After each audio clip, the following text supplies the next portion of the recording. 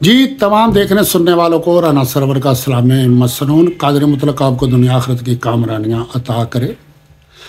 एक बात मैं कहता हूँ कि मेरी वीडियो पे व्यू ना देखा करो, ये अदारों की तरफ से है मसला और अल्हम्दुलिल्लाह हज़ारों लोग देखते हैं और वाईटी स्टूडियो में शो हो रहे होते हैं। आज मैं ये बात करने लगा हूँ कि हमारे बाद हलकों में बड़े दरीना पीटीआई के वर्कर और उनकी पार्टी के लिए कुर्बानियाँ भी हैं। उनको टिकट नहीं मिला लेकिन वो खड़े हो गए हैं। उनके लिए पार्टी पॉलिसी क्या है? नंबर 1, जमात किसे कहते हैं और हजूम किसे कहते हैं? जमात और हजूम में फ़र्क क्या है? हजूम हर एक अपनी मानमानी करता है और जमात का एक इमाम होता है, सारे मुक्तद बनता है, वो रुकू जाता है, सजदे जाता है, क़याम करता है, पूरी की पूरी जमात वही कुछ करती है। और अल्लाह के नबी सल्लल्लाहु अलैहि वसल्लम का फरमान है कि अपने अमीर की अतात करो चाहे हबशा का ग़ुलाम क्यों ना हो।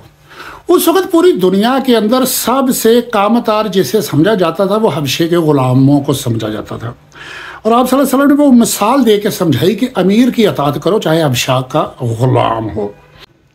एक तरफ बरादरी होगी, एक तरफ काज और मिशन होगा।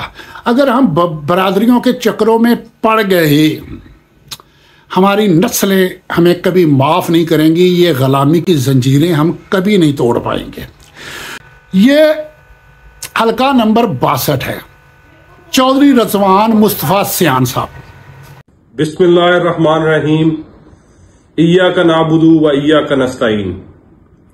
मैं रिजवान मुस्तफ़ा सियान वल्द गुलाम मुस्तफ़ा सियान पीटीआई का हमायत याफ्ता उम्मीदवार बराए हल्का पीपी 62 इलेक्शन फरवरी 2024 कुरान पाक पर और अल्लाह की कसम उठाकर बयान देता हूं कि मैं तहरीके इंसाफ और उसके बानी चेयरमैन इमरान खान न्याजी से कभी बेवफाई नहीं करूंगा और तमाम सियासी और अवामी मामलात पर तहरीके इंसाफ की हिदायत पर अमल करूंगा। मैं इस बात का इरादा करता हूं कि पार्टी के लाहे अमल को हर किस्म के लालच, ओहदा, दौलत और हर किस्म की पेशकश को रद्द करके अपने अहद पर कायम रहूंगा। मैं ये भी अहद करता हूं कि पार्टी के बाकी मुंतखब नुमाइंदों के साथ मुल्क के किसी किस्म के फॉरवर्ड ब्लॉक का हिस्सा नहीं बनूंगा और ना ही किसी किस्म का ज़ाहरी या खुफिया ताउन करूंगा। किसी किस्म की इतला जो पार्टी मफादात के खिलाफ हो इसको पार्टी क़यादत तक पहुंचाने का जिम्मेदार हूंगा। ये हलफ मैं पाकिस्तान के अवाम को रोज़े महशर और इस दुनिया में गवाह बनाकर ले रहा हूं और अल्लाह से मदद और बरकत की दुआ करता हूं। मुझे इस पर कोई एतराज नहीं कि इस हलफ के खिलाफ वर्जी की सूरत में मेरे खिलाफ हर तरीके से इस्तेमाल किया जा सकता है और मैं इसकी भी इजाजत देता हूं कि इसको बेशक आम अवाम के सामने कोई भी शख्स नशर करे। रिजवान मुस्तफ़ा सियान, पाकिस्तान तहरीके इंसाफ, इमरान खान जिंदाबाद। इनका इंतहाबी निशान मीनार है।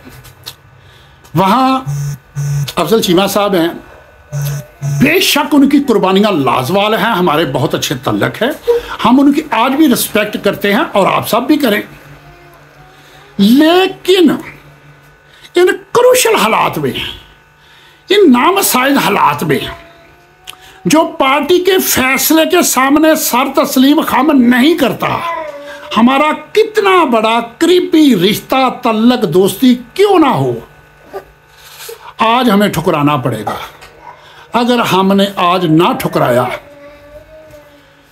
तो कभी भी हमारी आने वाली नस्लें हमें माफ़ नहीं करेंगी, तारीख हमको माफ़ नहीं करेगी। जिस तरह के 1400 साल गुजरने के बावजूद कूफियों को आज तक तारीख ने माफ़ नहीं किया। कूफियों के दिलों में इमाम हुसैन रज़ियल्लाहु अन्हु की मोहब्बत थी, अकीदत थी, एहतराम था, लेकिन निकले नहीं। जब निकले नहीं, उनकी मोहब्बत, अकीदत, एहतराम उनके किसी काम नहीं आया। और आज भी तारीख के स्याह-तरीन दौर में, स्याह-तरीन कौम में, बदतरीन कौम में उनका शुमार होता है। ये ना हो कि आने वाली नस्लें मीर जाफर और मीर सादक के साथ हमें भी, तो इससे लिए मेरी गुजारिश है पीपीस बाट में से हर वर्कर किसी कौम, किसी जात, किसी बरादरी का है, कोई भी है, मैं अफजल चीमा साहब से भी रिक्वेस्ट करता हूं, आप हमारे लिए बहुत काबिल एहतराम हो। आने वाले वक्तों में बेशुमार पार्टी के लिए सीटें हैं। इस वक्त इलेक्शन लड़ना पीटीआई के टिकट पे फूलों की सेज नहीं, कांटों का बिस्तर है।